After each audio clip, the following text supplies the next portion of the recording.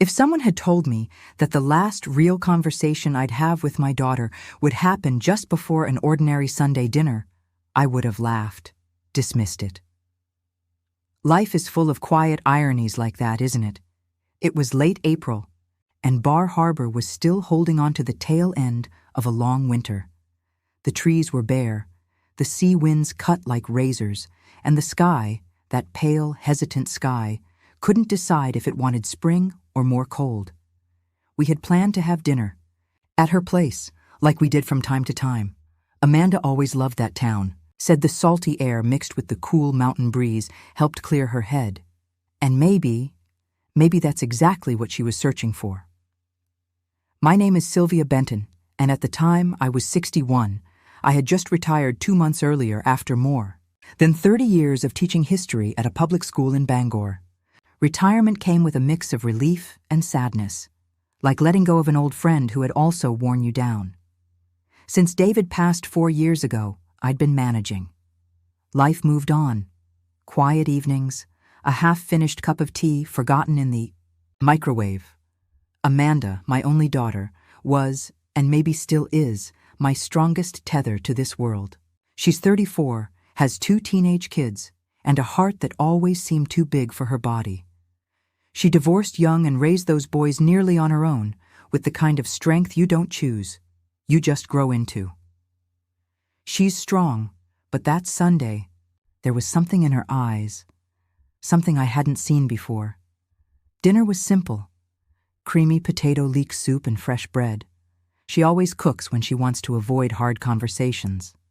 We talked about the weather, Lily's new haircut, whatever. Show Max was watching. But the house, normally full of noise, felt too quiet. Lily, 15, barely came down from her room. Max, 13, showed up to eat, but stayed glued to his phone. Amanda smiled, but it didn't reach her eyes. And there were long pauses between sentences, like she'd forgotten what came after each period. That old twist in my stomach crept in. A mother's instinct, you know? That quiet whisper that tells you something's off, even when everything looks normal on the outside. I was holding my coat, getting ready to leave, when she asked me to step out to the back porch.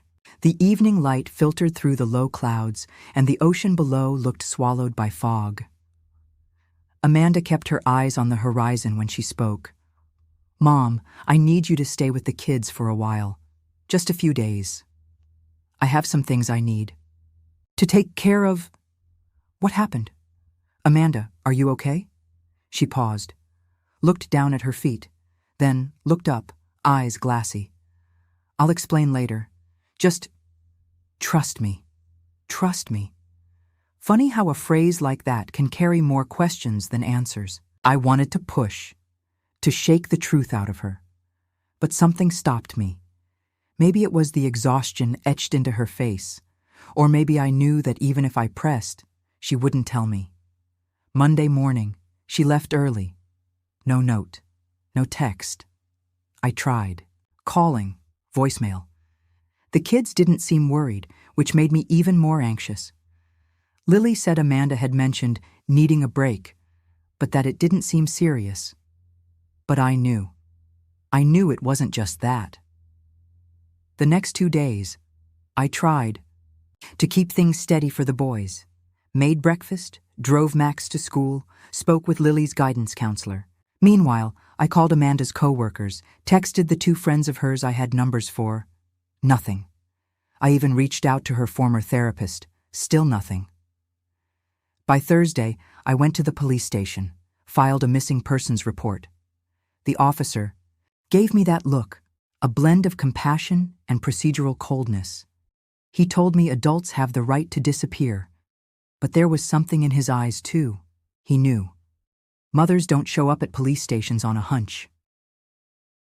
3 weeks later, the phone rang. It was the psychiatric hospital in Durham, nearly 4 hours away. The voice on the line was gentle but firm.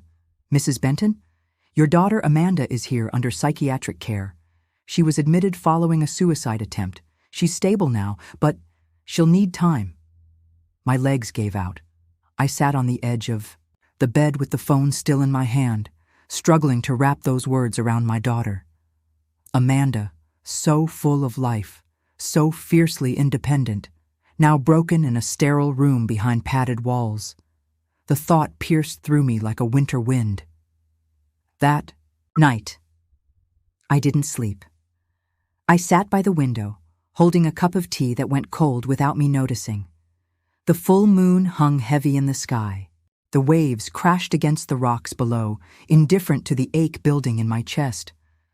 When I finally visited her, she looked thin, hollow, like every part of her had decided to disconnect from the world. She didn't cry. Neither did I.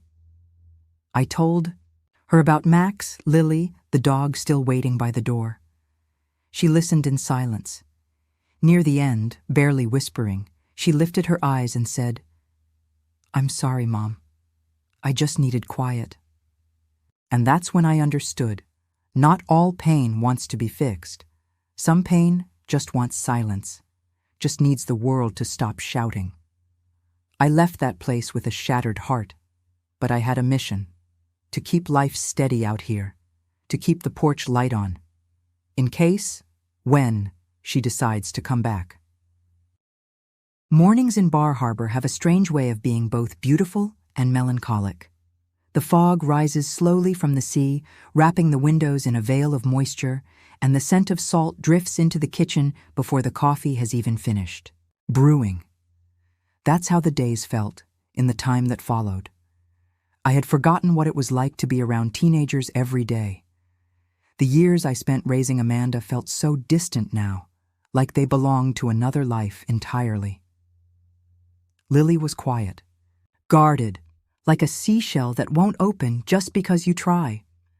Max, on the other hand, seemed to escape his feelings through screens, video games, his phone, headphones. They both tried to be strong, but their silence said what no one wanted to name: abandonment. In those early days, I clung to routine. I made pancakes, wrote out to-do lists, checked homework, everything on autopilot, as if pretending life was normal could somehow fix what was missing. But the silence Amanda left behind was deafening. It hung in the air like a secret, half-spoken. I started to notice little things. Lily hesitated before calling me Grandma.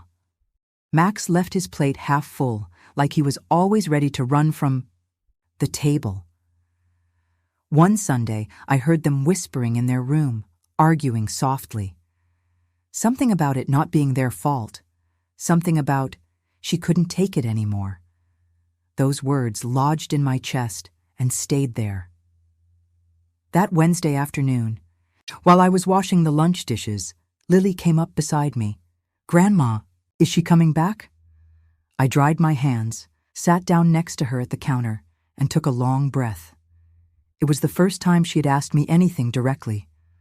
"I don't know, sweetheart," I said gently, "but I do know she's fighting, and we'll be here when she's ready to come back." Lily nodded, eyes brimming.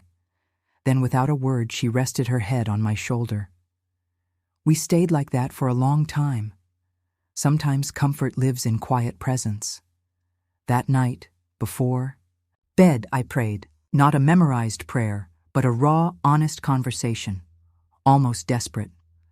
"Lord, I don't know what to do. Please take care of her. Give me strength to care for the kids. Give me patience when I have none left. And faith when fear speaks louder than hope." Weeks turned into months. Amanda remained in treatment. I called her a few times, visited when I could. Sometimes she just cried. Other times, she couldn't speak. And some days, she looked at me like a lost little girl. But slowly, very slowly, a light began to return.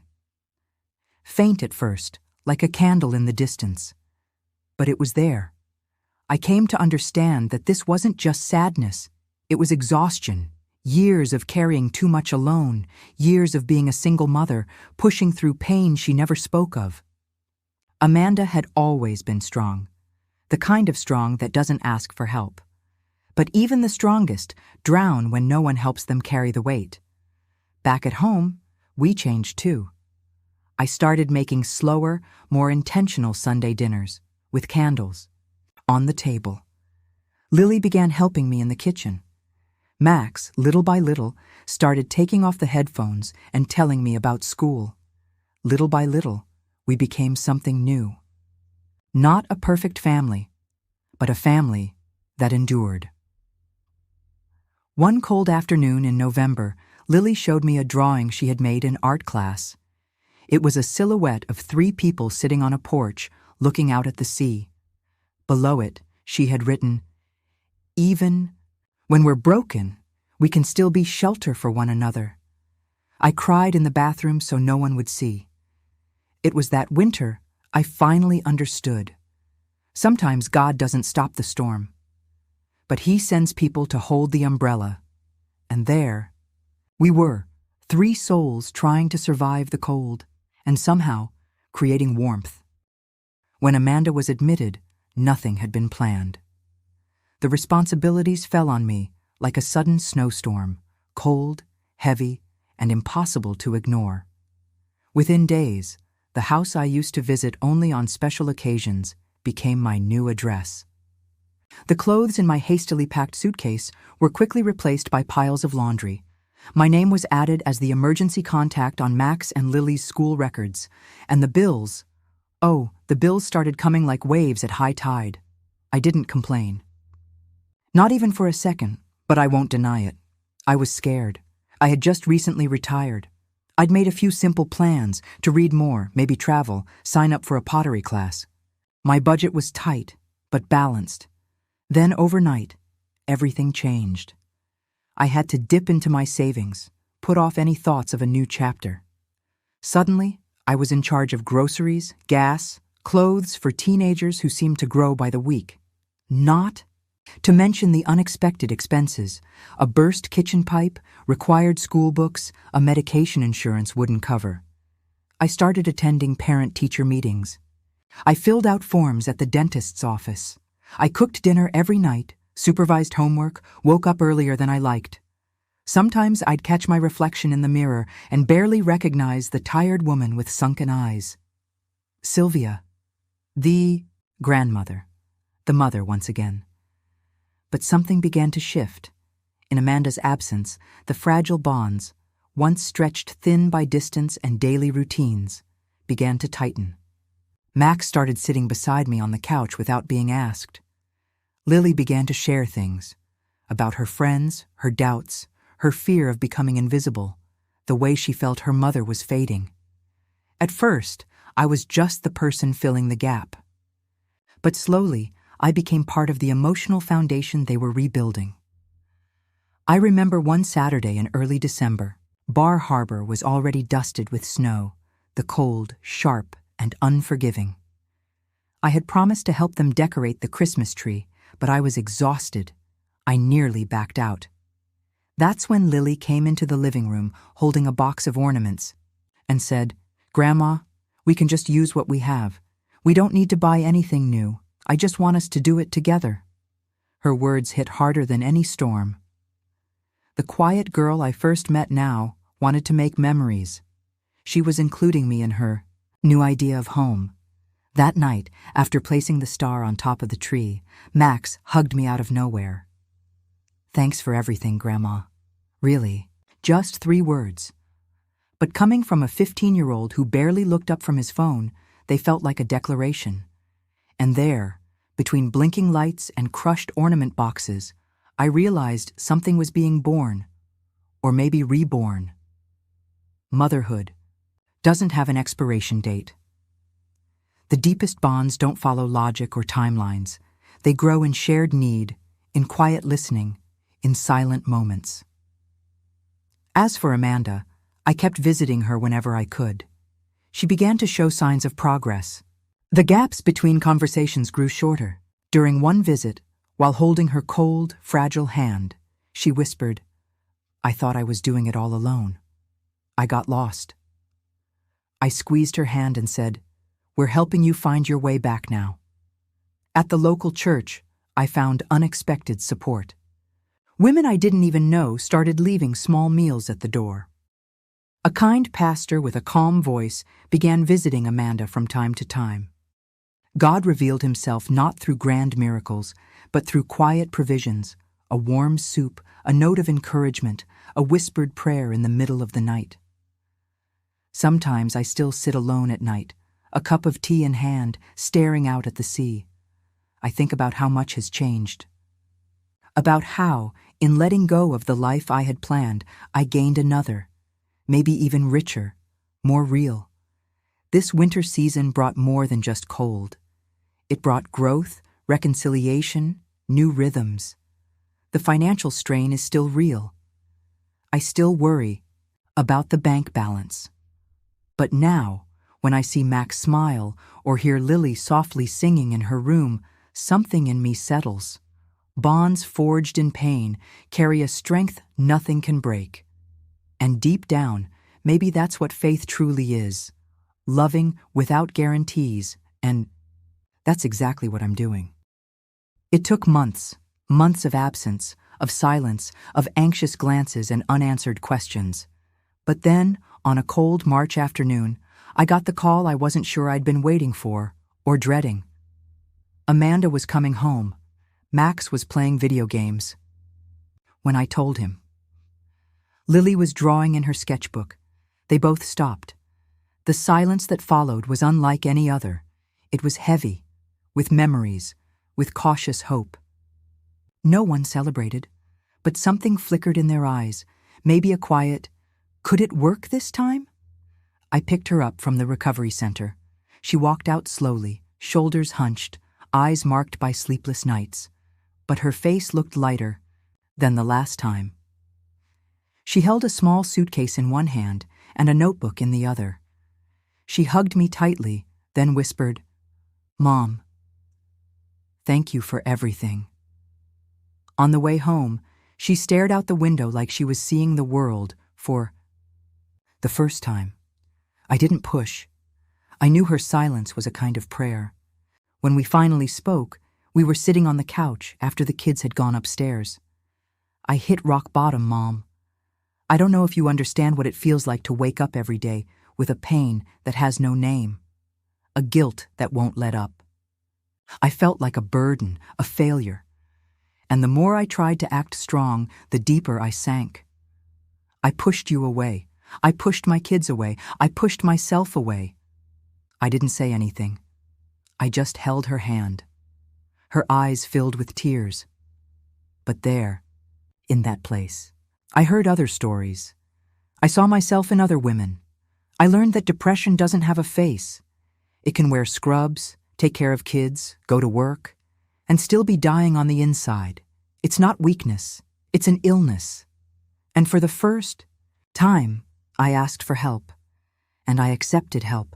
She took a deep breath and opened the notebook she'd been holding. It was filled with pages and pages of handwritten notes, reflections, confessions, letters never sent.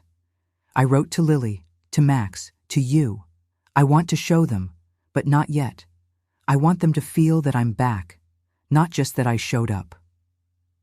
That night, we sat together in the small living room, the lights dim, just a single lamp on. "Mom, I want you to know what happened, because it wasn't just a rough patch. It was planned. I thought I couldn't take it anymore. I just wanted everything to stop. But someone saw me before it was too late. I don't want anyone to pity me," Amanda went on, "but I do want people to understand that sometimes the darkness feels so thick, you truly can't see the way out." In the days that followed, Amanda reclaimed her space slowly. She started by helping with breakfast, making pancakes, Max's favorite. She left sticky notes on Lily's mirror with little messages, "You are beautiful," and "strong." Little by little, the kids started to come closer, first with caution, then naturally. One afternoon, I saw the three of them in the backyard. Max tossing a ball in the air, Amanda laughing as she tried to catch it, Lily snapping pictures. It was simple, but deeply symbolic. Their mom was back. Not perfect, not magical, but present. And true presence is all we can really hope for. At church, Amanda asked to share her testimony. Her hands trembled, but her voice was steady. For a long time, I thought I had to be the woman who could do it all. I didn't want to let anyone down. But deep down, I didn't ask for help because I didn't think I deserved it. I drifted from God, from my family, from myself. And it was in my deepest pain that something was born, a second chance. Some women cried, others nodded. Faith, in that moment, wasn't a performance. It was vulnerability. It was community. As for me, I kept being the pillar, still managing some of the bills, still running the house. My life remained on pause in a way. But for the first time, I watched Amanda truly become a mother to her children, and that was a relief. Max and Lily finally had something they hadn't had before: security. Not the kind with locks and fences, but the kind that comes from knowing that, despite everything, your mom is trying. That there's a solid foundation, a grandmother who, like so many others, held this house together with love, faith, and perseverance. That's how it's always been. My mother did that for me, and hers before her. Women who hold up homes behind the scenes, who keep the world from collapsing. Generations of quiet strength, unnoticed, but essential. And I, Sylvia, have learned that being a grandmother is far more than just a spot on the family tree. It's being a lighthouse in the fog. It's carrying patience and unconditional love that life keeps trying to teach us, even when we feel like giving up. Because in the end, the relationships forged through hardship are stronger than stone. And this is our story. A story of pain, of struggle, but above all, of love and faith. We keep walking, one step at a time, our hands entwined, our hearts open to whatever comes next. And as Amanda rebuilds her life, I remain close, not asking for applause, not wanting medals. Just holding on to the quiet truth that the love that sustains is the strongest of all. Winter was beginning to fade. The snow melted into puddles beneath a shy sun, and in our hearts, spring had just begun. Thank you for listening.